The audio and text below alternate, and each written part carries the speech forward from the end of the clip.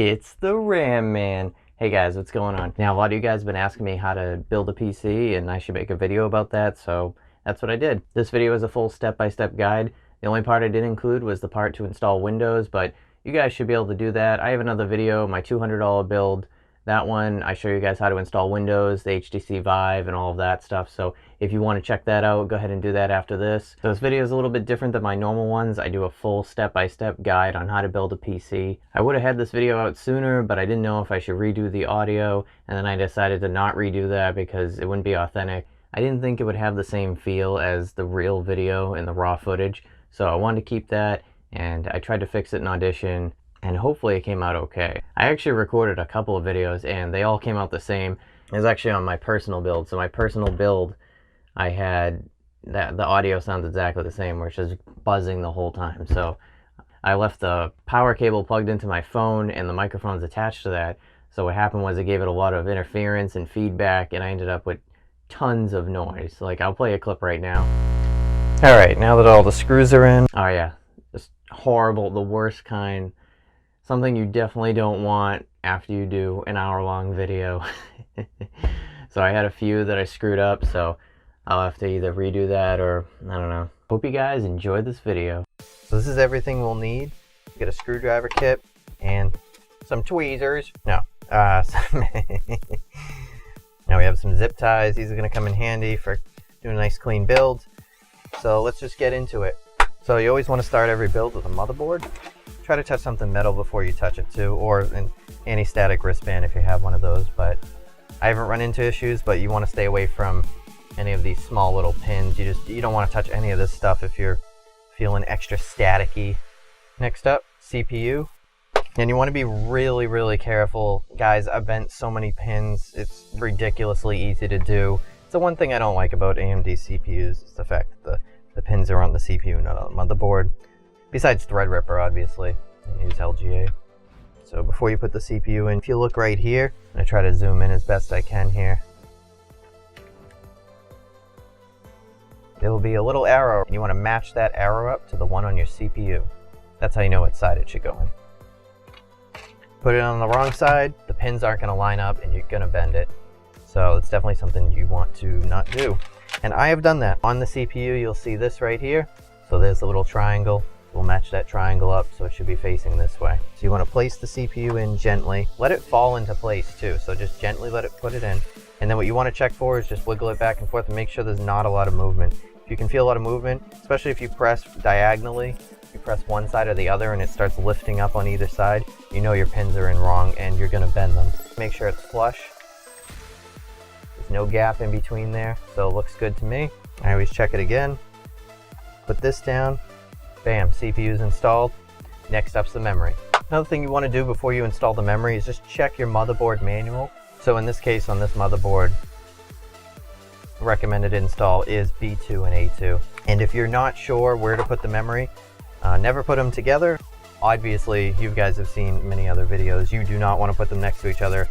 A lot of motherboards won't even boot up like that. So you're going to want to keep your dual channel configuration, and you're going to want to choose the best lanes from your motherboard. 3200 CL16, great memory right here.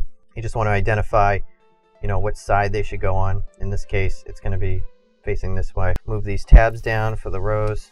These ones you don't need to. They just slide right in.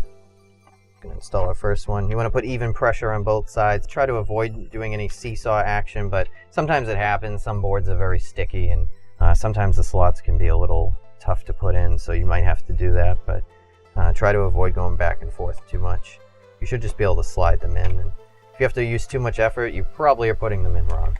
Alright, memory is installed. Next. The next thing you want to install is your CPU cooler. And what's cool about this AMD CPU cooler is you can actually rotate this top outer frame by going under here and just untabbing these right here. You can go around the edges, and you will probably want to rotate it because you can't face it face up. I don't know why they don't just default it this way, but the actual install will look like this. So you probably want to rotate that up so the AMD logo is up here. If you were to put it over here too, it might actually bump your RAM, so you want to avoid that. They already apply thermal paste, so don't worry about thermal paste. It already comes with it. If you want to put on your own Arctic Silver or something like that, you can do that. Use your Phillips head screwdriver and remove these 4 screws. Alright, so now that's removed, you guys will see the 4 posts where the screws went. This should go right on. So take your AMD cooler here and you just want to figure out where you want your cable to. So you definitely want to check, and usually CPU fans are up here at the top right. You just want to check these pins and see which one lines up. It'll be labeled on the left hand side on this board where it says CPU fan is on the left. So we know that it's going to have to be right here. So we'll just plug that in and see how it looks. We'll just line up these posts like that. Take your Phillips head screwdriver and do this diagonally. So you want to put in the top left. Do this diagonally. I usually put in the top left a little bit, and then I'll take the bottom right. I'll screw that in. So top left, bottom right. Apply even pressure on the CPU, and then we'll just do the bottom left and top right. And you'll feel the pressure, so that's good. They're nice and locked in. We have that installed, so now we're just going to put this piece back on.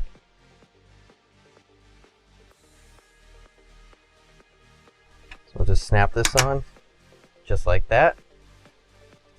Next step. So for this next part, we're going to install the M.2 SSD. And in order to do that, we're going to have to remove these 2 screws down here. It's going to be a nice little thermal pad on the back for the M.2. So everything's solid there. Hard drive's installed. Next up is we're going to do the tower and the power supply. So we're originally going to get a semi-modular power supply, but unfortunately that was not going to make it in time for Christmas. So we had to settle for this 650 non-modular power supply, but still a good power supply. If you have a semi-mod, get all your cables on here before you put it in the case. Trust me, it's going to save you tons of time. So make sure you do that. Okay. The first thing we're going to do is just take this glass off. You guys want to make sure you keep these rubber pieces on here. One of these flew off, so I'll have to grab that. All right. Optional top piece. You can go with this or this setup, whichever you prefer. So for now, I'll just leave both of them up there just because I don't want to lose anything. Next up, power supply. All right, so we're going to put this in here. Just going to slide this in. Try to get a better angle for you guys. I'm going to slide this in, try to match up these 4. Comes with 4. Take those, and if you're lazy like me, you're going to grab your trusty Intel Core i5, which is going to help install this. That's right, guys, you need a Core i5. Next step. In this case, we have one for the RGB lights. Try to make these cables as neat as possible in here because you're going to run out of space quickly.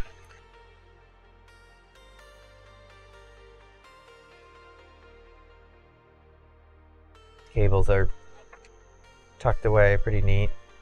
So the next step we're going to have to do here is we're going to have to put the motherboard in. Pro tip, I always use the boxes and put a box under here so it doesn't crunch any of the cables. And that box seems to be just big enough to do that. We're going to want to undo these for the fan in the front. I believe this fan has some RGB cables too.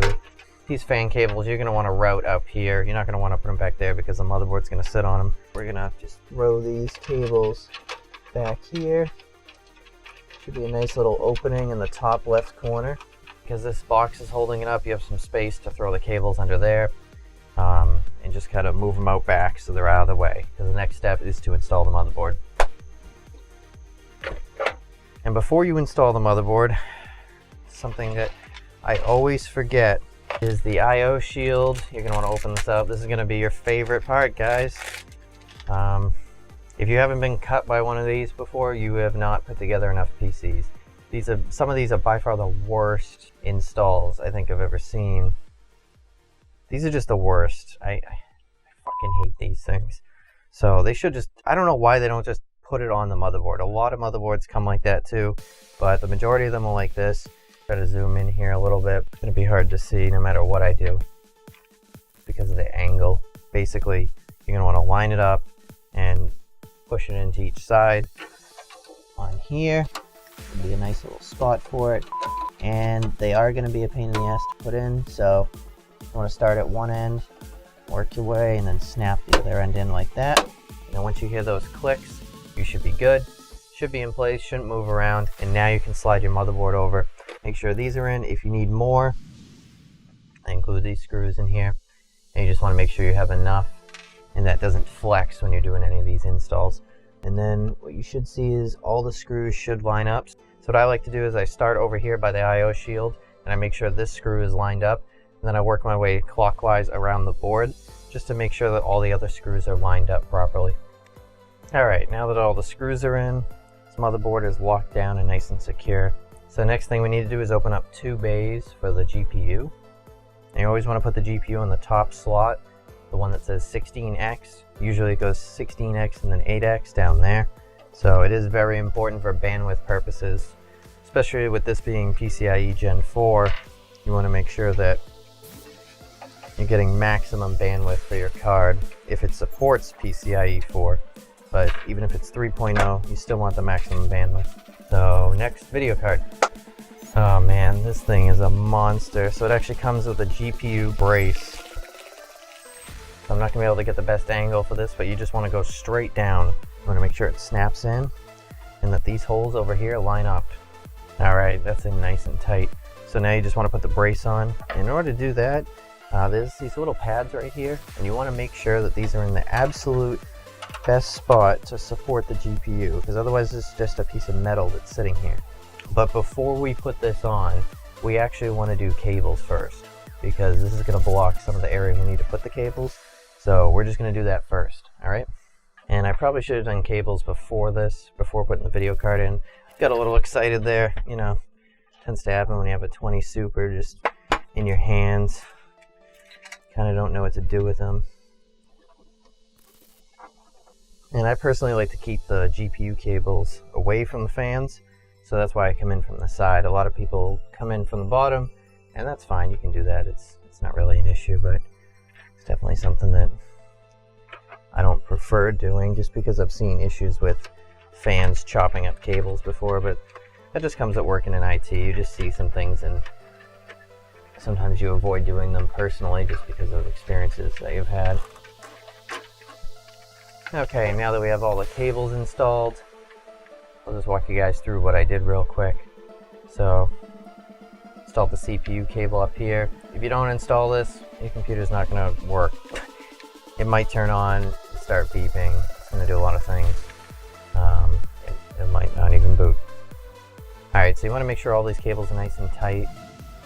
So I did the CPU, motherboard, USB 3, GPU, and down here we have the audio as well as the power switch and reset button. So now all that's left is the GPU brace, and we just need to tighten up some cables in the back and hook up the RGB, and then we should be good to boot, see how everything runs, and then we'll install Windows. Once I tighten those up, I'll show you guys the final build. Alright.